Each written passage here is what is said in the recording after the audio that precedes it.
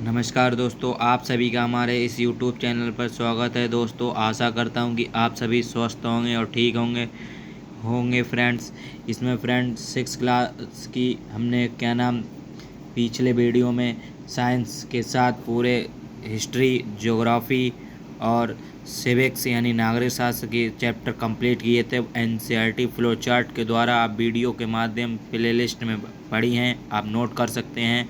बहुत ही अच्छी तरह से मैंने नोट्स बनाए हैं। इसी के साथ फ्रेंड ये 7th क्लास के हिस्ट्री का चैप्टर पहला देखेंगे फ्रेंड, हजारों वर्षों के दौरान हुए परिवर्तन की पड़ताल। फ्रेंड, नोट्स आप नोट करने से पहले NCERT का इस चैप्टर को आप कम से कम 2 बार रीड करेंगे, तभी आपको यह चैप्टर नोट्स में समझ में आएगा। मेरा 100% मैं गारंटी देता हूँ फ्रेंड, यह चैप्टर आपको नोट्स से पढ़ने में 1 भी परसेंट आपको बोरियत जैसी बिल्कुल नहीं होंगे आप बोरिंग। आप NCERT में काफ़ी बड़े पेजों में ज़्यादा मैटर होता है, आपको समझ में नहीं आता है कि क्या पढ़ें कितना पढ़ें। तो आप सिर्फ नोट्स पढ़ के इस चैप्टर को कवर कर लेंगे और एक गारंटी से देता हूँ, एक भी पॉइंट छूटेगा नहीं। आप मैच कर लेना इस क्वेश्चन को, आंसर नोट्स में आपको मिल जाएंगे। चलिए स्टार्ट करते हैं फ्रेंड। पहला पॉइंट है, इम्पॉर्टेंट है, 12वीं शताब्दी के भूगोलवेत्ता अल इदरीसी 1154 का बनाया हुआ नक्शा दुनिया के नक्शे का एक हिस्सा है, जिसमें भारतीय उपमहाद्वीप के भूमि से समुद्र तक दिखाया गया। ठीक है फ्रेंड, अब नई और पुरानी शब्दावली में बात करते हैं। पहली हेडिंग आपको ये बुक में मिलेगी। पहली हेडिंग में आपको नोट करना है, लिखा है पहला पॉइंट। हमने इसलिए आपको ये नंबर भी लिखे हैं जिससे कि आप जब डायरेक्ट शॉर्ट नोट्स पढ़ेंगे तो आपको कन्फ्यूजन ना हो कि हेडिंग में पहला पॉइंट कौन सा है, इसलिए मैंने ये नंबर डाले हैं फ्रेंड। आपको दिखाई दे रहा होगा, ऐतिहासिक अभिलेखों में कई भाषा मिली। दूसरा पॉइंट है, 13वीं सदी में फारसी इतिहासकार मिनहाज ए सिराज ने हिंदुस्तान शब्द का प्रयोग किया फ्रेंड, जो कि इसने पंजाब, हरियाणा, गंगा यमुना नदी के बीच स्थित इलाकों से था, यानी इलाकों में किया था। 16वीं सदी में बाबर ने हिंदुस्तान का प्रयोग किया। इस उपमहाद्वीप में भूगोल, पशु पक्षियों के लिए वर्णन हुआ फ्रेंड। 14वीं सदी के कवि अमीर खुसरो ने प्रयोग किया हिंदुस्तान का हिंद शब्द का प्रयोग। फ्रेंड, यहाँ पे एक इम्पॉर्टेंट क्वेश्चन ये आपको बन रहा है कि 13वीं सदी में किस इतिहासकार ने हिंदुस्तान का प्रयोग किया? मिनहाज ए सिराज। आप दूसरा, 16वीं शताब्दी में किस शासक ने हिंदुस्तान का प्रयोग किया? बाबर। और 14वीं सदी में किस कवि ने हिंद का प्रयोग किया? तो कवि अमीर खुसरो फ्रेंड। अब फ्रेंड बात करते हैं, विदेशी किसे कहते हैं?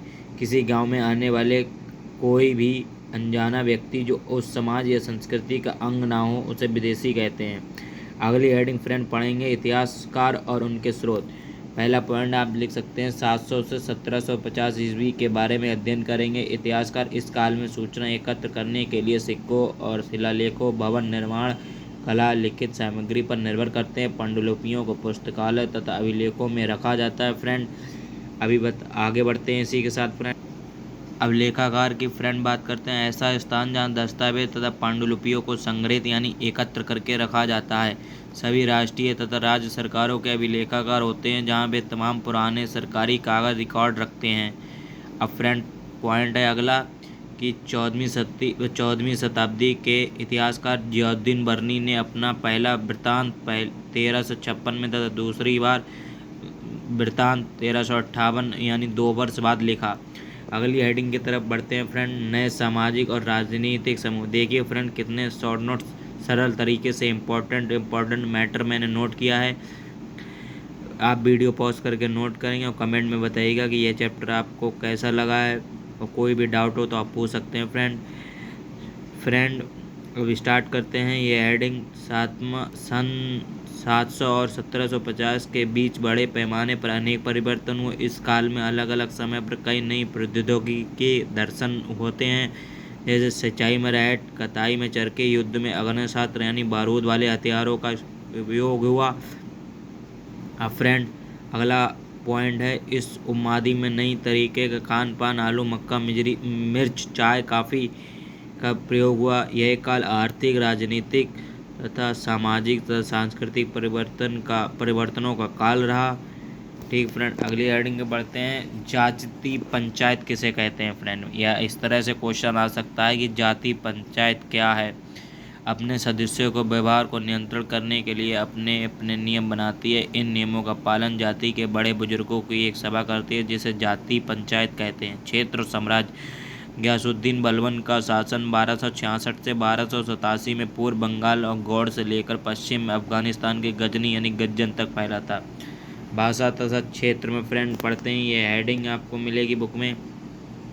1318 में कवि अमीर खुसरो ने बताया कि हर क्षेत्र की एक अलग भाषा है, जैसे सिंधी, लाहौर कश्मीरी, द्वार समुद्री दक्षिण कर्नाटक में, तेलंगाना आंध्र प्रदेश की है, गुजरी गुजरात की है, मौरी तमिलनाडु की, गौड़ी बंगाल के, अवधी उत्तर प्रदेश के पूर्वी राज्य की है, हिंदवी दिल्ली के क्षेत्र में। कवि अमीर खुसरो ने बताया कि इसके विपरीत भाषा संस्कृत है। इस प्राचीन भाषा को केवल ब्राह्मण जानते हैं, आम जनता नहीं।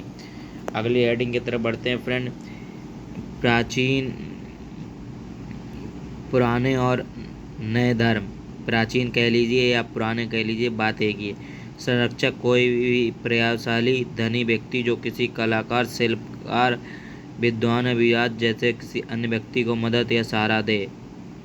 अब फ्रेंड आगे बढ़ते हैं इसी के साथ। एक बुक में आपको चैप्टर मिलेगा उलमा, इस्लाम शासक तथा इसके विद्वान धर्मशास्त्रियों का न्यायिक और न्याय शास्त्रियों का संरक्षण देते हैं।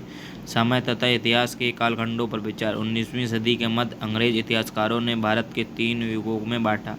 हिंदू, मुस्लिम, ब्रिटिश। ब्रिटिश यानी आप कह लीजिए अंग्रेज जो लोग थे वो अपने ईसाई देवताओं को मानते थे, ईसा मसीह को, इसलिए आप ईसाई भी धर्म लिख सकते हैं फ्रेंड। ठीक है। अब फ्रेंड इसी के साथ ये चैप्टर में बस इतना ही है, आपको नोट करना है। यदि आपको वीडियो अच्छी लगी हो तो कमेंट बॉक्स में बताइएगा। मैं आपको शुरू से दिखा रहा हूँ कि आपको क्या क्या और कैसे नोट करना है। जैसे कि मैंने नोट किया है, आप वीडियो पॉज करके नोट कर सकते हैं। और अगर वीडियो अच्छी लगी हो तो अपने दोस्तों को भी शेयर कीजिएगा फ्रेंड। देखिए आपको ये नोट करना है। अगले वीडियो में फ्रेंड हम अगले चैप्टर की बात करेंगे फ्रेंड। यदि आपको कोई भी शब्द समझ में ना आया हो तो कमेंट बॉक्स में पूछ सकते हैं फ्रेंड।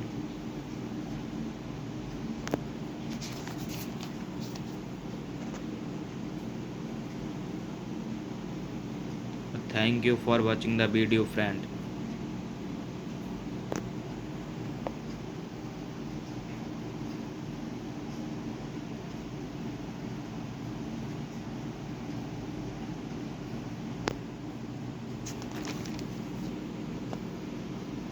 इसी के साथ फ्रेंड ये चैप्टर यहीं पे समाप्त होता है। Thanks for watching the video friend.